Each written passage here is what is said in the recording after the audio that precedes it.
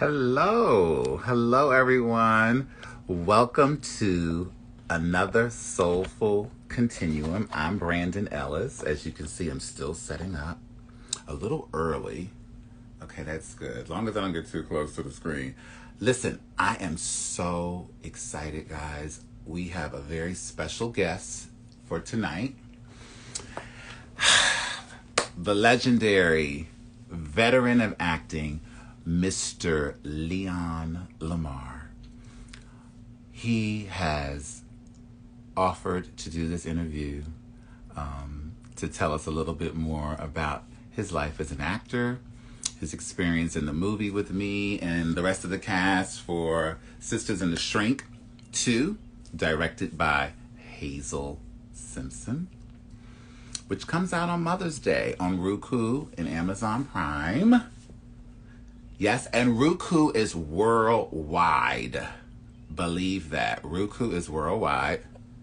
So just know that. And hi, oh my God, hi Janine. Thanks for joining. You're in for a treat.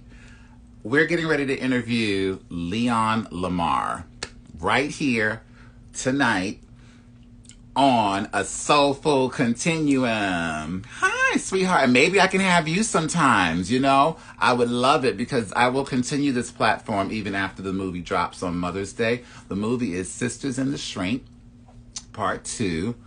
And I play a very, very delusional character who's a little bit obsessed with the shrink.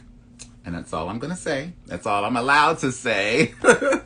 And it drops on Mother's Day, and we are super, super excited. It's going to be on Roku. Roku is worldwide, internationally, and domestically. So that's a lot of views on our own channel, on our own Roku channel, which is Sister Sis TV. Also on Amazon Prime. So yes. Hi, Shanta. Woohoo, woohoo, woohoo. Hi, everybody. Wow. Yes, and so Janine, be thinking about what you want to talk about, because I definitely I'll hit you up or I'll text you, because I'll start interviewing dancers, of course, from my world, from my dance world and my dance experience, and finding out what are you guys doing today? How did you get through the pandemic? All that stuff. And there's a lot of, world issues that we can discuss as dancers. I'm super, super excited. I'm not sure about this lighting. What do you think, Janine, Shanta? Give me a thumbs up, thumbs down. Anybody? What do you think about this lighting? Is it too bright? Should I go a little darker, or should I stay here? I'm still waiting for Mr. Lamar. Hopefully he will see me on live and click in. Oh, Shanta gave me 3 thumbs up. Really? Okay. Because when you're looking at yourself, Shanta and friends, all you see is all the flaws. You don't see what anybody else sees. You just see, oh, maybe this lighting is too bright. Oh, you're so sweet. And thank you so much, Shanta, while I have you here, being so loyal and so supportive throughout the years. We've known each other for years. I mean, years. From when we first met back in Syracuse, New York at the salon at Michelle's right here on State. And I did not forget that. And then we started playing games together, video games, and we just kept it clicking, kept it popping.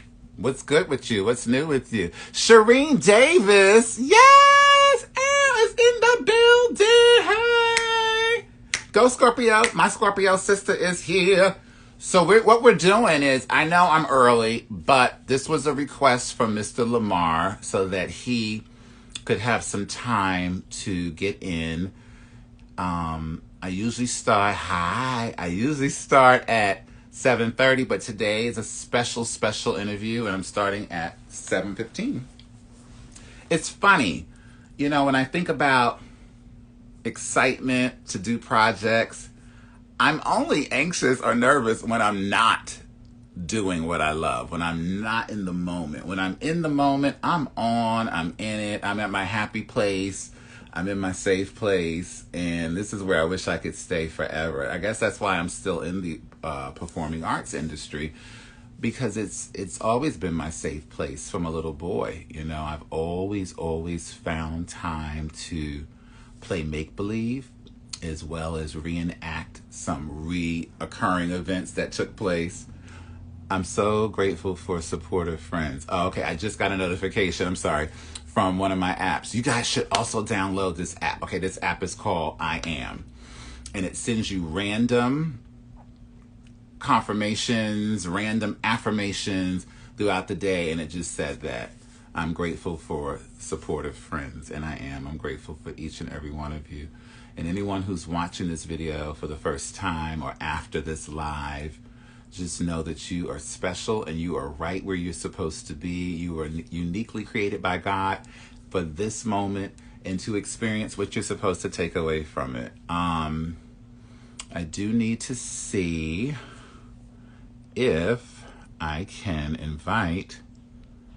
Let me do a search really quickly and put it in and invite him so that he knows. Come on, pop up, pop up. There he is. I've invited him. Hello, Willie Boy Wonder. Welcome for joining us, coming into the room. Welcome. You are in for a treat if you stick around. I will be interviewing the legendary veteran actor, Leon Lamar. How many people have heard of Leon Lamar? He is in the movie with me, Sisters in the Shrink 2, which comes out on Mother's Day on Roku. Roku is worldwide on our Roku channel, Sis to Sis TV, as well as Amazon Prime and some other possible streaming platforms. However, Leon is like a super pro actor. He's been in the Hunger Games. He's done a slew of Tyler Perry plays, Tyler Perry movies. He is absolutely phenomenal, and I cannot wait to chew his ear off about all the juicy nuggets that he has for us younger, less experienced actors to get, you know, his advice. So I'm looking to see if he can join again. I'm going to try again. I just saw where it said he wasn't able to join. And hopefully he will be able to join shortly. It is only 7:23. And when he is, he'll just pop up and go, hey. That's how it works. I mean, almost all of the cast members, I've been interviewing all the cast members. So if you go on my page, Better Work 69, and scroll through my my feed and my page, you'll see various interviews that I have done with the cast members of Sisters in the Shrink 2. And you will be very pleasantly entertained by the interviews and the conversations that I got to have. Shanta, it's okay, but when you get a chance, Google him. You'll get to know him, and you'll be like, wait a minute, oh, it's that guy. Yes. So, yeah, he's definitely Google worthy. Is unable to join. Okay, let's see. Brandon, how long have you been in the ATL now? I have been in the ATL since 2018. Yes, since 2018.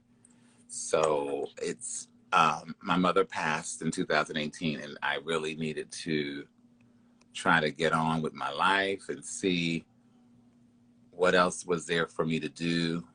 And I took that opportunity to definitely transition here from Syracuse, New York to Atlanta. I'm originally from Queens, New York, but when I moved here to Atlanta, I just felt like the doors opened up to excuse me, unlimited possibilities. Excuse me. I never cough on camera ever, but here I am. Maybe it's a little dry. I'm getting concerned because I hope he's not having too much of trouble. I might have to sign off and sign back in again and talk to him a bit more to see if he can get in, because he should have been in by now. I'm grabbing a water in case you're wondering what I'm doing. Yeah. Bottle of water for my throat.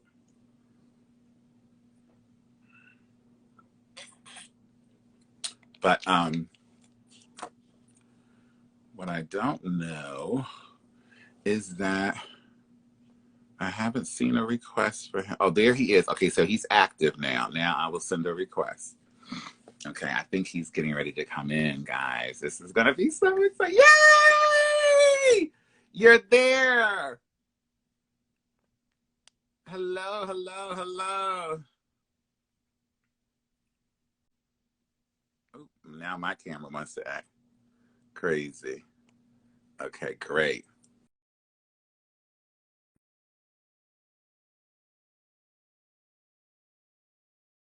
Okay.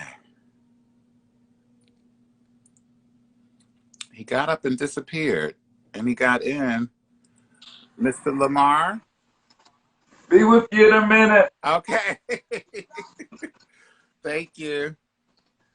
Ladies and gentlemen, welcome to another edition of Soulful Continuum. I'm Brandon Ellis, and this is my platform. Hello, Hazel Simpson. Be with you in a minute. Okay, Mr. Lamar, take your time. I'm just talking to the followers. And so we are in for a huge treat. Mr. Lamar and I are both in Sisters in the Shrink 2, which comes out on Roku on Mother's Day on our channel, Sister TV. We have some other phones going off, I hear.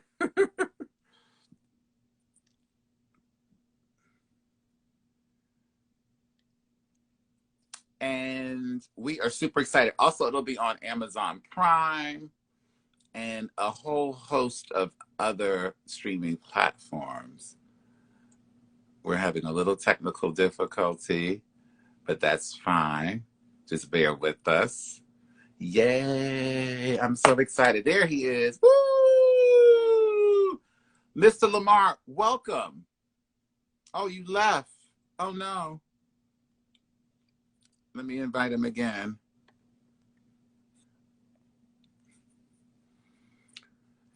I think he signed out by mistake. Okay, there you are. Hey. Hey, how you doing? Wonderful. Welcome to technology, right? You are amazing. First of all, I got to say, from the tippity top, Mr. Lamar, I want to thank you from the bottom of my heart, because I know there's a million and one things that you could be doing with your experience, your background, your wisdom, and for you to take the time for little old me and my little show, Soulful Continuum, which I started, initially to promote Sisters in the Shrink 2, which you and I are both in, the movie that's coming out on Mother's Day, directed and written by the wonderful, brilliant Hazel Simpson. And then that'll be on Roku, on Sister Sis TV channel, as well as Amazon Prime. And I'm super excited about it.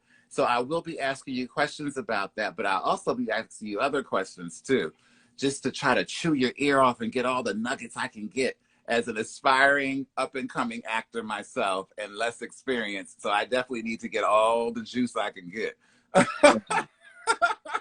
So let's start off. Let's just start off with, where were you born? Born here in Atlanta, Georgia. Oh, wow. I would have never guessed that. Okay. And at what age did you realize that either you were a performer of such, or that you were an actor and that you wanted to act? When did that come about, and how? After I did my very first movie. Which was? I worked as an extra in my first movie, the Jim Jones story, The Guy in a Tragedy. That was the first movie. I had answered an ad in the paper. They said they were looking for actors. Okay. I must tell you, it was a ripoff. But the young lady that interviewed me, she said, look, they're doing a movie here and they're looking for a wino. Okay. So I went home, went out in the garage and picked out some of the raunchiest clothes that you could think and went to the set dressed as a wino. Dressed at, I heard that they used to do that. Actors don't do that anymore. It's like, that's the way to get the role, right? It was an extra, it was just a background. Oh. And I was standing, the director placed me across the street. He said, when I say action, I want you to come across the street to the church. There was a policeman there, crowd control. So he told me, he said, stand back. You can watch, but you got to stand back. When the director said action, I started across the street. He grabbed me. He said, I told you to stand back. You could watch. He ran over. The director came over. That's my actor. That's my actor. Oh, wow.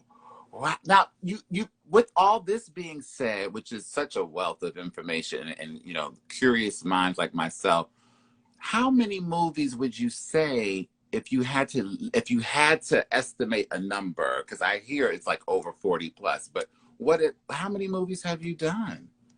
I never counted them. I never kept track. And Wow.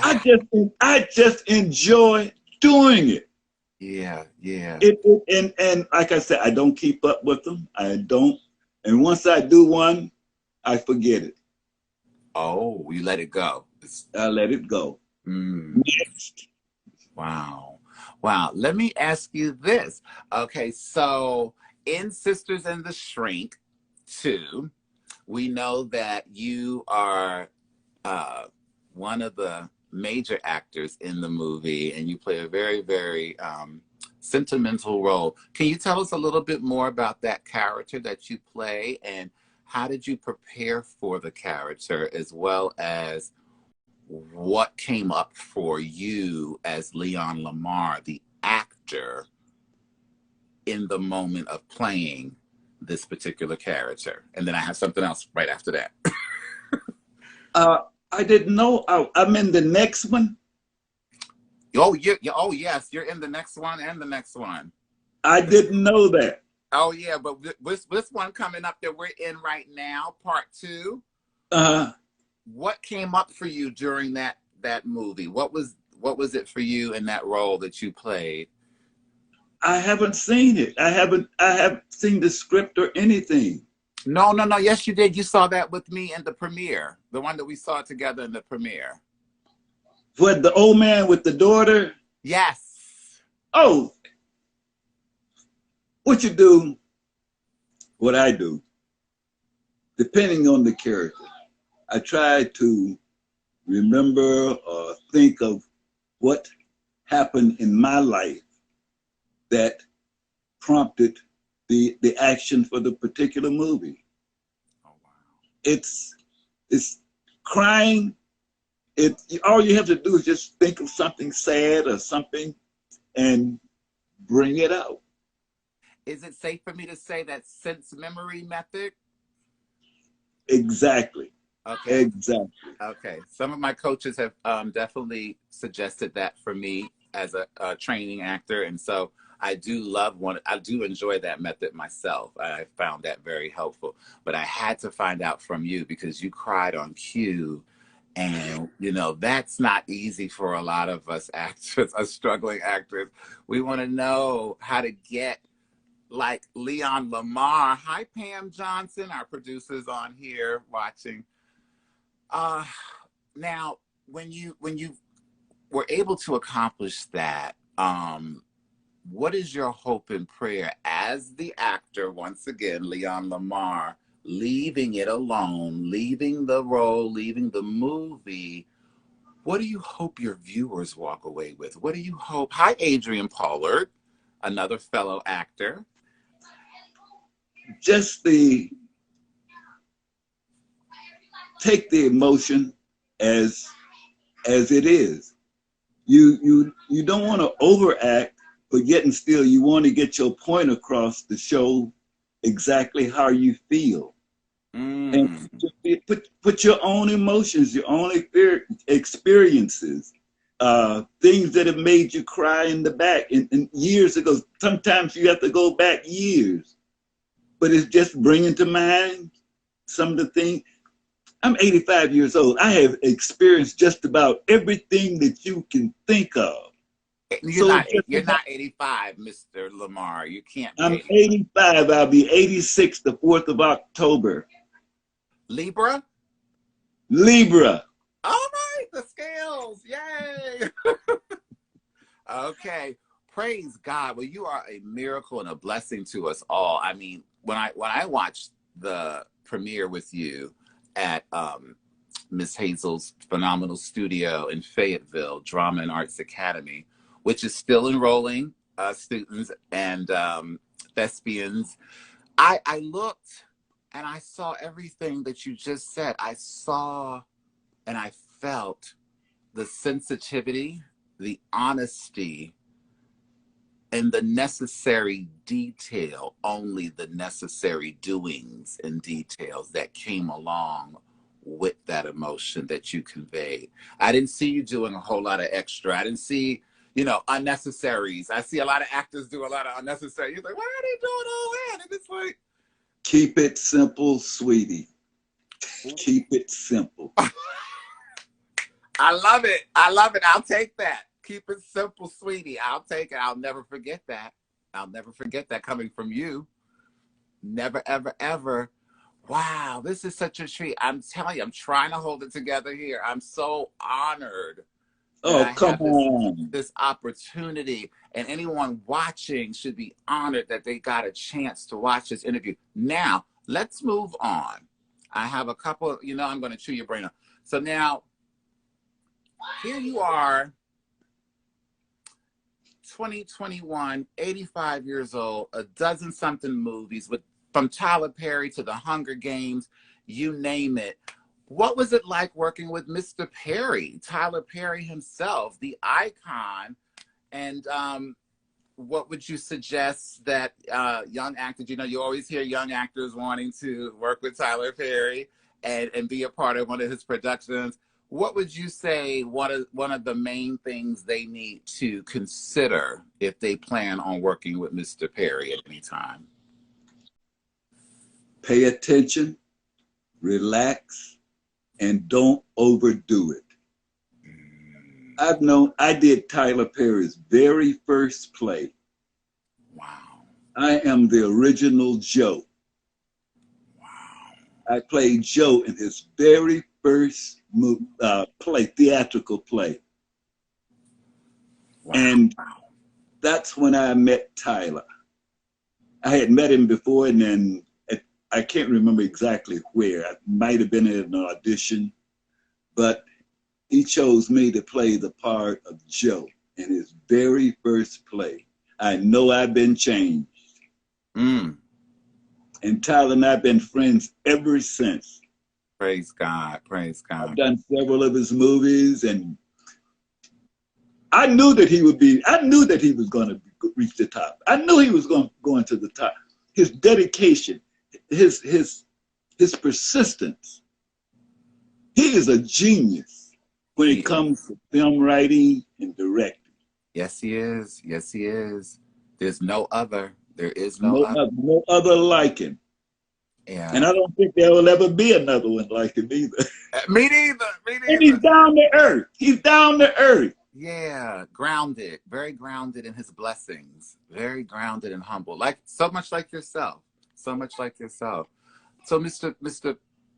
Lamar, as we continue to get into this interview, we have a lot of actors out there that are watching this video right now because you are here and we're having this conversation 2 generations apart, and we want to know from you, from an experienced man, a wealth of information, auditions, rejections, cast changes, and so forth, and racial barriers. What's something that you think what's a few things that you think today's actors need to remember to incorporate, even though times may have changed, methods may have changed? What do you think is still very, very crucial for the male actor to stay connected to as they continue to aspire to be actors? Work at it. Work, work, work. Do everything in the business that you can do. Wow. Work. Work at it. Get involved. Movies, theater, whatever. Get involved. Sometimes you have to kind of stand back and watch, but watch what other actors do. The ones that have made it. Watch movies. You cannot emulate someone else unless you experienced it. Right, right. I've experienced just about everything in life that I've portrayed at one time or another. I've lived life. I've lived my life. I mean, when I say lived, I've done everything. I've done everything I may have done may not have been right, but I have tried everything. And that's how you do it. You try things.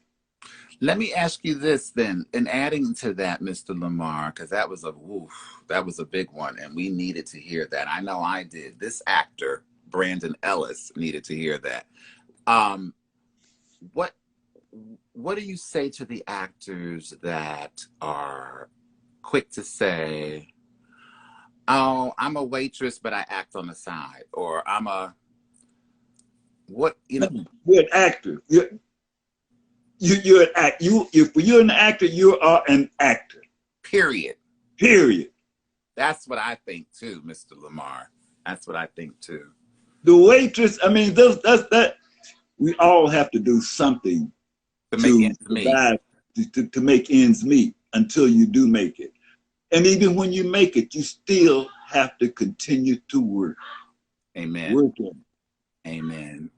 Amen. I am an actor. You know, I sit here so humbled by this experience. And, you know, I don't question God. I don't question his will being done. Everything is orchestrated just in his timing and in his favor and his way. And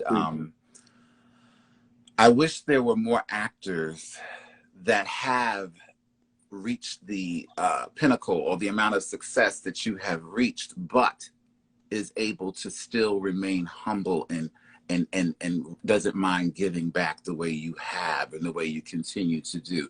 What is your secret to that? Because I know a lot of actors, they make it big, and you know, anyone's, you know, susceptible to it if they're not spiritually fit. But what was your way of remaining humble as your success climbed, as you made money and as you got awards and nominations and worked with the greats? What was your take on that? It's just a blessing. I consider it a blessing. I have met some of the most wonderful actors in this world, and most of them, the majority of them, are down-to-earth people. Mm-hmm. Keep yourself grounded. Don't get big-headed, because big heads block the camera. I love it. Oh, I'm gonna take that. I'm taking that one too. I should be writing this stuff down. Oh my God. Well, I can write it. Don't get big-headed. Don't get big-headed. Don't get big heads block the camera. Exactly. Okay. Okay. And I've got a big head already, so I got to make sure that I don't put that in the. Look, this is big enough. Look, Lamar. If I get any bigger with this, you move, you can't see nothing. I don't mean physically. I mean mentally, and yes, but absolutely. Stay humble. This is a wonderful industry. It is. I think it's one of the greatest industries that anyone can work in. Absolutely. You get a chance to be so many different people, but always be yourself.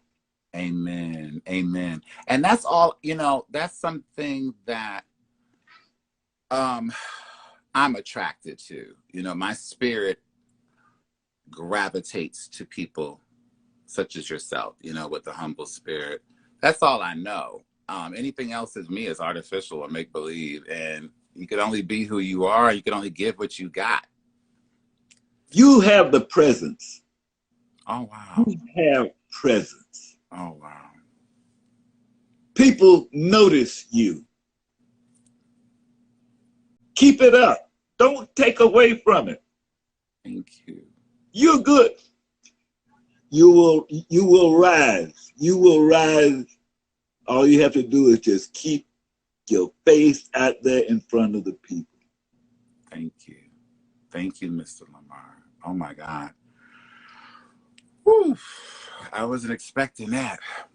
Hey, it's the truth. I mean, Thank be you. truthful. Be truthful to yourself. Be truthful to other people. And they will be truthful to you. Amen.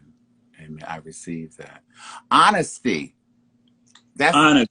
yes, like Susan Boston. One of the methods that I love to study from. You may have heard of her, I'm sure, or Mariska Phillips.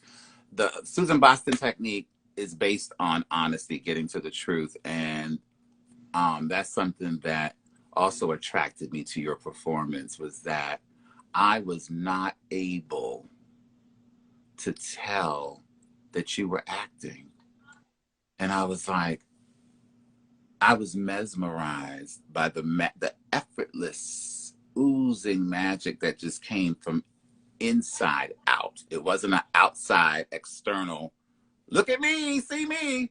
It was a inside out job. And I was like, wow, this man has lived. He has the experience of this enough and a wealth of it enough to share and be so generous. And you were so generous and so honest. And that's my prayer. That's my biggest prayer for any performance that I do, whether it's big, small, it doesn't matter what caliber of project that it is. It matters that I leave my audience feeling lifted up out of their spirits in a way that they have not been lifted before. Exactly. And be truthful. Truthful to yourself. Yeah. I can't give you what I don't have. I'll be like, well, I don't got no experience in that area. Let me go do some research. I can name a few things I ain't got no experience in now, Mr. Lamar. We ain't gonna go there. We're gonna keep it PG. But my thing is, I know that a part of method acting is definitely sometimes you have to go study those characters. Mm-hmm. Right? And you have to go spend time with them or go to their facilities or where they're at and see how would they eat? How would they walk into a room? And, true. you know, and the You doing. have to have seen it or experienced it. Yeah. And all you're doing is just reiterating it. Right. Bringing it back in your own way. And once again, back to honesty, because even if you have to do that kind of research on a character, that just says you're honest enough to say, I don't have enough information about that character. Let me go pull from the real deal. Now, if you have it, you lived it, you should be able to pull everything you got from that experience and bring it to the screen. Exactly. I've been homeless. I've managed corporations. Wow. I've done it all. I believe it. I mean, like I said, I may not have done everything right, but I've tried to do everything. The best that you can. Let me ask you this now, moving on to another very juicy question that I kept for the end, closer to the end, because we're coming close to the end of the interview, but it's a very heavy topic. And I can't, with a man of your caliber and stature, I would not want to end this interview without bringing this subject up, because I think the followers and the viewers who watch this video need to understand, from a man of experience, an 85-year-old African-American legend who has acted the majority of his life and lived. What is your take and what is your thoughts around the epidemic of police killing Black African-Americans and the Black Lives Matters movement? What have you seen? What have you learned from this movement that we're going through prior to it, and what are you learning from reliving it today in today's society in 2021? Prejudice is worldwide. Everywhere you go, you will find some form of it. The only thing I can say is do your best to be as good as you possibly can. It hurts me to see some of the brutality that's going on in the world today. This world is at risk. My wife was with a police officer. My wife retired from the police department. Wow. So I had a lot of interaction with a lot of policemen.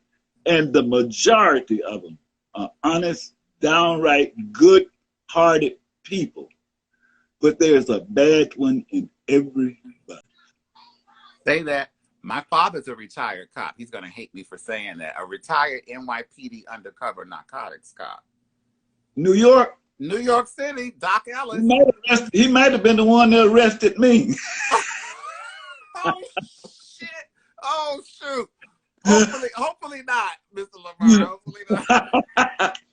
I used to write numbers in New York and got busted one time. Well, he was probably writing them with you at one point. Let me tell you.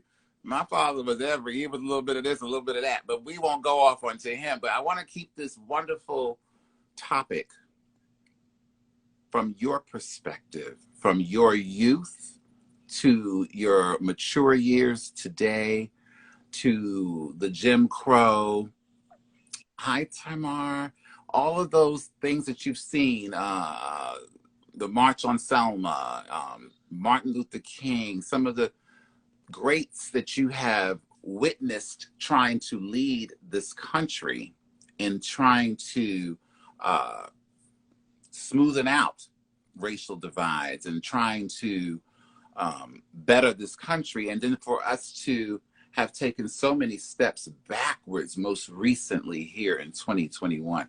I just want to know from you, Mr. Lamar, what is your take of that whole cycle, this whole cycle of racism and brutality? And I've never been a person of brutality. And it's hurting to see it done in the way that it's being shown now. Growing up in the South, quite naturally, I faced a lot of prejudice. And then I moved from here to Detroit. I attended school in Detroit. Ooh. And even in Detroit, during that time, back in the 50s, the 40s and the 50s, there was racial tensions then. There were, as long as there are two different people in this world, there will always be some type of racial prejudice. Wow. But the problem is either accept it, move away from it, and don't let it affect you, or let it turn you into that type of person. So don't use hate with hate. Hate with hate permeates more hate. The only way you can fight hate is through love and caring. It doesn't matter who. I've met people from all nationalities. I toured India one time.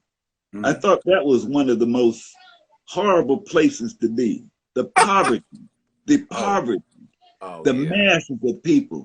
I'd never seen people. I thought I had seen poverty, but you have to go out to leave this country.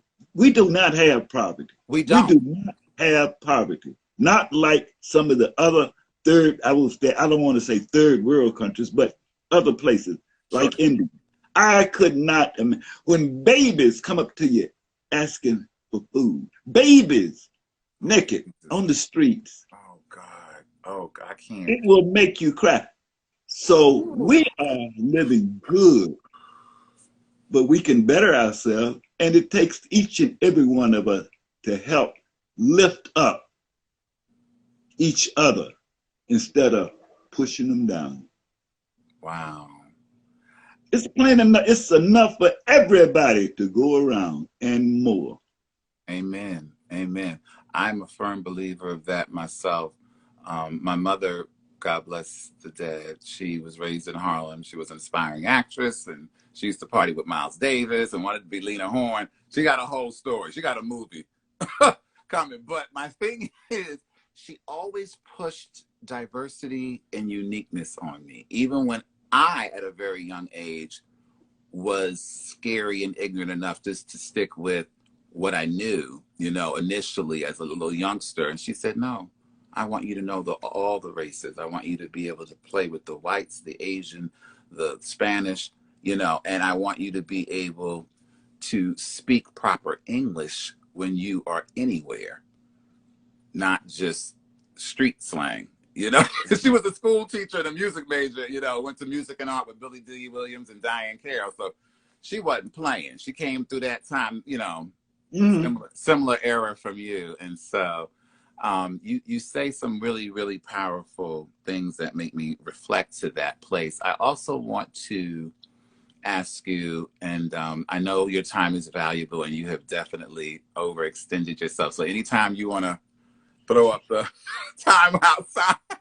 I'm home. Oh, praise BJ, God. what are you doing? my little grandson. Oh, look, he can come say hi if he wants to. He can stick his head in. He's a big head. He loves his PlayStation. Come here a minute, BJ. Oh, like my son. Okay.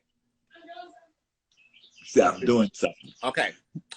So moving on. So here's what I wanted to get into. If you had a couple of ideas to share with America right now about restructuring how police handle some of the crimes that they have to tackle, what would you advise some of the police precincts here in America to possibly implement to lessen the rate of crimes toward not just African Americans, but people in general? Because, I mean, yes, it's an alarming rate that's happening with African Americans, and they're bringing that more to the forefront. And, you know, the reporters and the news, the media has a lot to do with what they choose to report and highlight and how much of it they choose to share with us. But for you, as a man who has lived and seen different versions of the police and different groups, what would you say they need to incorporate in order to make this place a better place again, a new America? I wish I could really tell you the truth and answer that for you. Truthfully. We can talk after this. We can talk on the phone after this. Personally, I really don't know.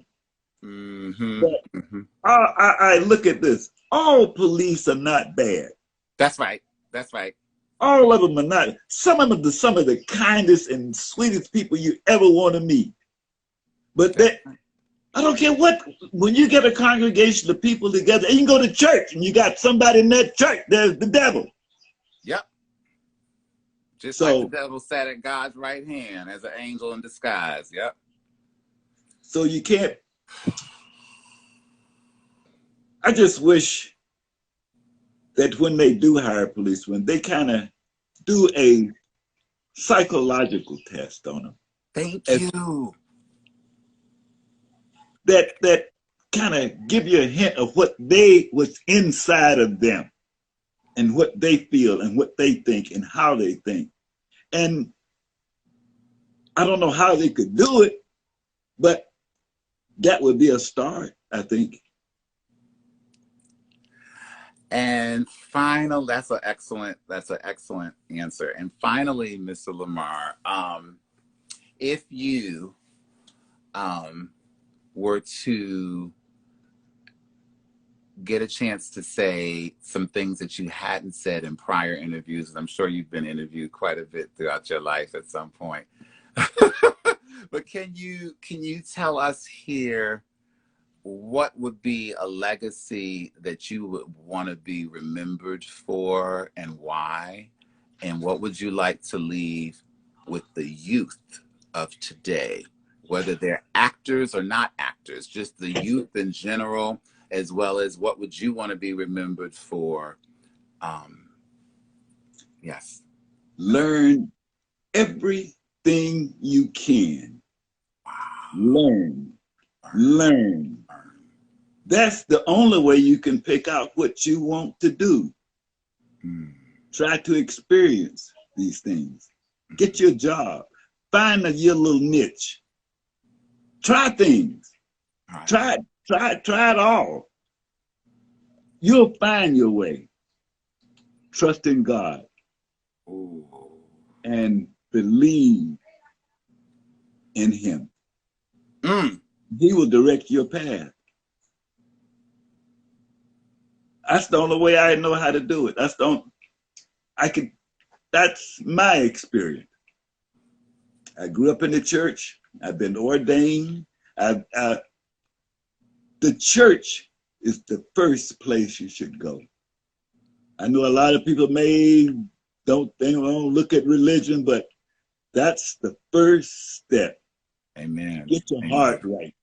Get your heart right, and your heart will tell your mind what to do.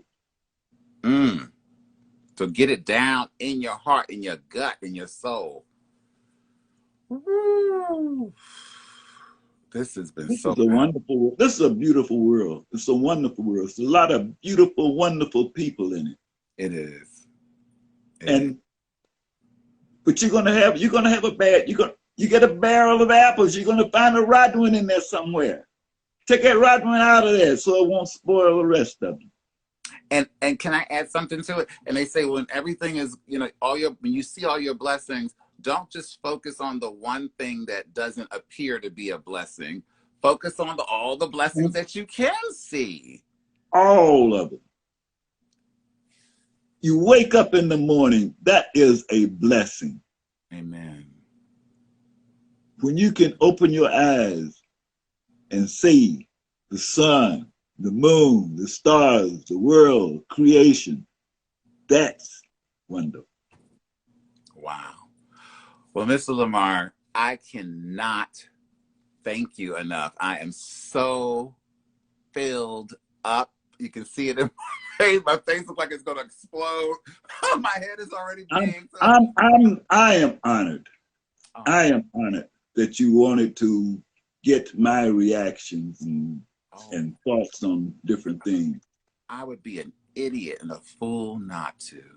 I said to myself, if he would be so gracious to stop by the Soulful Continuum here on my Instagram, I would love to. And when Hazel said, I think I can make that happen, and I said, oh, really? I was so, I was like a kid in the candy store. I was like, wait a minute now. I'm starting to get nervous. What did I get myself into? Yeah. But I knew it was meant to be, and I knew that it was something that had to be done, not just for me and my own selfish or self-centered purposes, but for the generations and the younger actors coming behind us, that they are left with a guide, they're left with tools. I'm always trying to figure out ways that I can give back as I go along. I don't want to just be a taker. I'm tired of that. Tired of being a taker. That's not fulfilling enough. I need to be able to flip that thing over and hand it back and say, come on, y'all, let's go. You're doing it. You're doing it now. Thank you. Thank you. Oh, thank you, Mr. Lamar. And Miss Simpson, she's going places. Oh, she's going to do great things. That's my girl. That's my girl. She impressed me so much. Yes. Of her endeavors, what she's trying to do. I mean, stepping out on like this. Oh my goodness. Yes. She's doing it. She is.